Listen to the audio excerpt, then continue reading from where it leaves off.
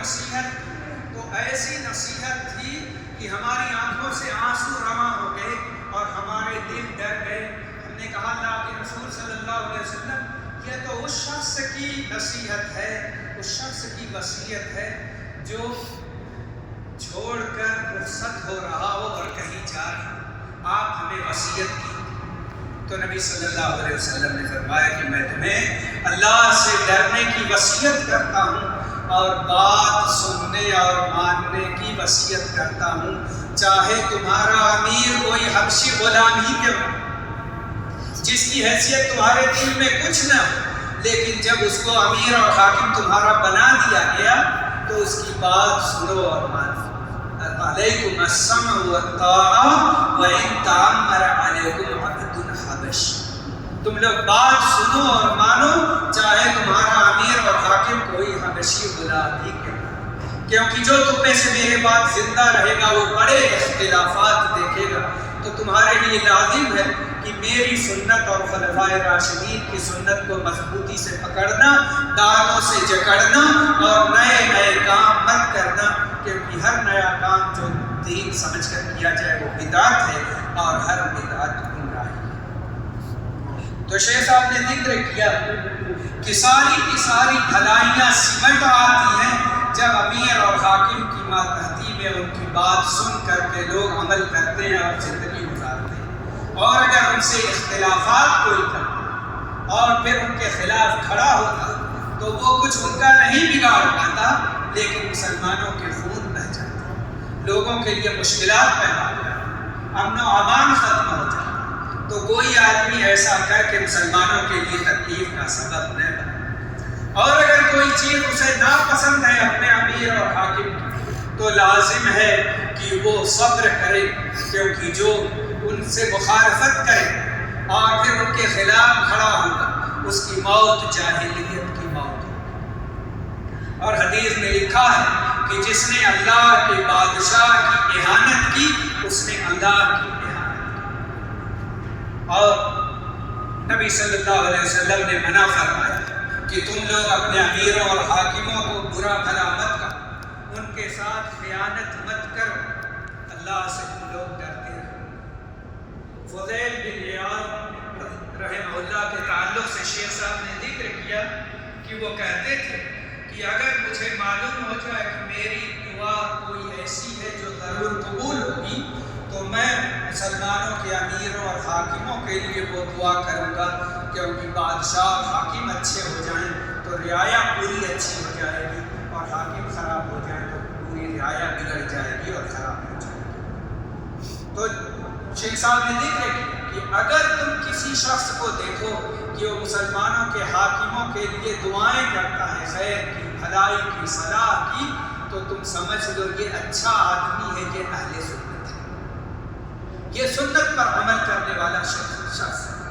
اور امراء کی اطاعت مطلق سوائے اس کے کہ وہ اللہ کی نافرمانی کا حکم دے تو اللہ کی نافرمانی میں کسی کی اطاعت جائز نہیں.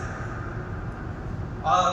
نبی صلی اللہ علیہ وسلم نے فرمایا کہ جس نے میری اطاعت کی اس نے اللہ کی اطاعت کی, اور جس نے میری نافرمانی کی اس نے اللہ کی نافرمانی کی, اور جس نے امیر اور حاکم کی اطاعت کی اس نے میری اطاعت کی, اور جس نے حاکم کی نافرمانی کی اس نے میری نافرمانی کی. اور حذیفہ رضی اللہ عنہ کی حدیث سنائی کہ وہ کہتے ہیں کہ لوگ نبی صلی اللہ علیہ وسلم سے خیر اور بھلائی کے بارے میں پوچھتے تھے اور میں شر کے بارے میں پوچھتا تھا. تو میں نے پوچھا نبی صلی اللہ علیہ وسلم سے کہ ہم لوگ تو جاہلیت میں تھے, کفر و شرک میں تھے, شر اور برائی میں تھے, پھر اسلام آیا, خیر آیا, بھلائی آئی, تو کیا اس کے بعد پھر شر آئے گا؟ کہا ہاں, پھر شر آئے گا, پھر خیر آئے گا, پھر شر آئے گا, اور جو خیر آئے گا تو اس میں کچھ خرابی ہوگی اور کچھ سیاہی ہوگی. تو کہا کہ یہ سیاہی اور یہ شر کیا ہوگا؟ تو نبی صلی اللہ علیہ وسلم نے فرمایا کہ بہت سے لوگ ہوں گے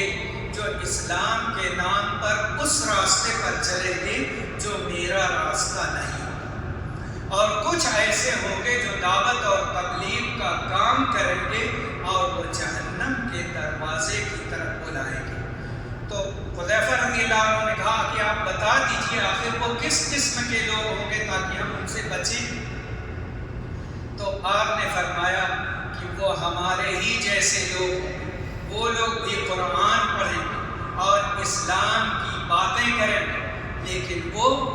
نبی صلی اللہ علیہ وسلم کی یعنی میرے طریقے سے ہٹ کر کے کفر اور شرک اور جہنم کی طرف بلائیں گے۔ تو کہا حذیفہ رضی اللہ عنہ سے کہ جب اس طرح کی کیفیت ہو جائے اور لوگ بلائیں اس راستے اور اس راستے اور اس راستے کی طرف، فَتَلْزَمُ جَمَاعَةَ الْمُسْلِمِينَ، تو مسلمانوں کے حاکم کے ساتھ جتنے لوگ ہیں اور مسلمانوں کی جو بڑی جماعت ہے جو کتاب اللہ اور سنت رسول اللہ پر عمل کر رہی ہے، ان سب کو چھوڑ کر ان کے ساتھ ہو جائے۔ تو انہوں نے کہا کہ میں نے پوچھا کہ اگر ان کا کوئی امیر اور حاکم نہ ہو تب کس کے ساتھ رہوں؟ تو کہا کہ ان سب کو چھوڑ دینا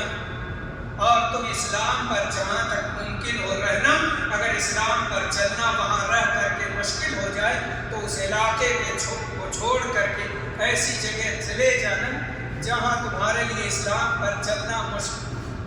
آسان ہو جائے کسی طرح، چاہے تم پہاڑ کی چوٹیوں میں رہو اور درختوں کی چھال کھا کر کے زندگی گزارو، مگر ان لوگوں کے ساتھ نہ رہو۔ تو یہ تعلیم دی اللہ کے نبی صلی اللہ علیہ وسلم نے کہ ان کا حاکم نہ ہو اور لوگوں کے لیے اسلام پر چلنا مشکل ہو جائے اور لوگ مختلف جماعتوں کی طرف بلا رہے ہوں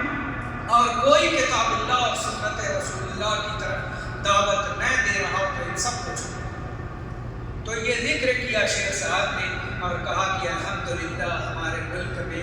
اسلام قائم ہے اور اسلام پر عمل کرنے کی دعوت دی جاتی ہے، یہاں حکام اسلام کی تعلیم دیتے ہیں اور اس پر عمل کی دعوت دیتے ہیں۔ تو مسلمانوں ان کا تعاون کرو، ان کا ساتھ دو، ان کے لیے خیر اور بھلائی کی دعائیں کرتے رہو کہ وہ اچھے رہیں، تو مسلمانوں کے لیے خیر اور بھلائی آئے گی، اور ان سے محبت اور دوستی اور دعا کا جذبہ رکھو،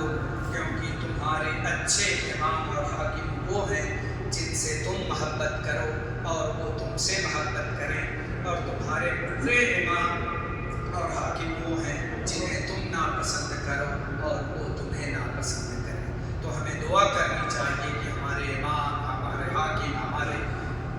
امیر اچھے